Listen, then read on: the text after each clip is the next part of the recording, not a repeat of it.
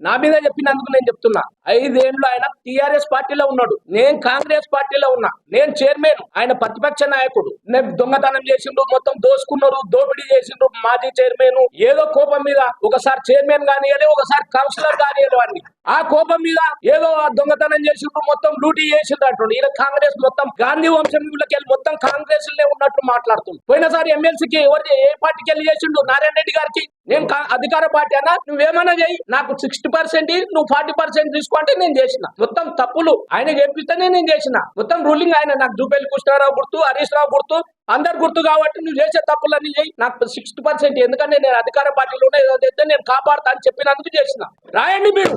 నేను దొంగ అంటున్నా కదా, ఒకవేళ దొంగ అని ఏనన్నా తప్పు నేను చేసినట్లయితే ఏ గుళ్ళో గాని, ఏ మదిలో గాని, ఏ చర్చిలో గాని నేను ప్రమాణం చేస్తా. రమ్మను అని. నా పేరు ఎందుకు తీసుకోవాల్సి వచ్చింది? మాట్లాడిండు, చైర్మన్ ఉన్నాడు, వైస్ చైర్మన్ ఉన్నాడు. అంటే మాజీ చైర్మన్ తోటి ఏం పని ఉంది? కౌన్సిలర్ లేరు. నువ్వు కౌన్సిలర్ ఉన్నావు కదా, నువ్వు మంచివాడవే, దొరవే, ఎందుకు గెలవపోతివి? మమ్మల్ని దొంగలకు గెలిపించిండ్రు. మళ్ళీ ఎందుకో మొత్తం 10 ఏళ్ళు బీఆర్ఎస్ పార్టీలో నువ్వు ఎన్నేళ్ళు ఉన్నావు? ఎన్నిసార్లు కాంగ్రెస్ లో పోయినా, ఎన్నిసార్లు బీఆర్ఎస్ లోకి వచ్చినావు? 10 ఏళ్ళ మాకు 10 రూపాయలు కూడా మీకు మేము కానీ ఆశించేటోళ్ళం కావు. మా పని ఏందో మేము చేసుకుంటాం. మేము రాజకీయం కొరకు మేము రాజకీయాలకు రాలే. మాకు ప్రజల అభిమానం ఉన్నది, దేవుని అనుగ్రహం ఉన్నది, గెలిచినాము, చైర్మన్ అయినాము. అంతేగాని ఏదో ఉంచాలి, రాజకీయం చేయాలి, ఇప్పుడు రాజకీయం చేసినా బతకాలే. మాకు అది లేదు. నా కష్టం నేను ఆడ గిన్నెల కాడ కూర్చున్నా, నేను కిరాయికి ఇచ్చుకొని బతుకుతున్నా. మాకు దొంగలు మమ్మల్ని అంటే మేము బాధపడతాం. దయచేసి మీరు ఏదున్నా మీరు కరెక్ట్ మాట్లాడాలి, కరెక్ట్ ప్రజల పక్షాన ఉండాలి. మీకు చేతులెత్తి నమస్కరిస్తున్నా.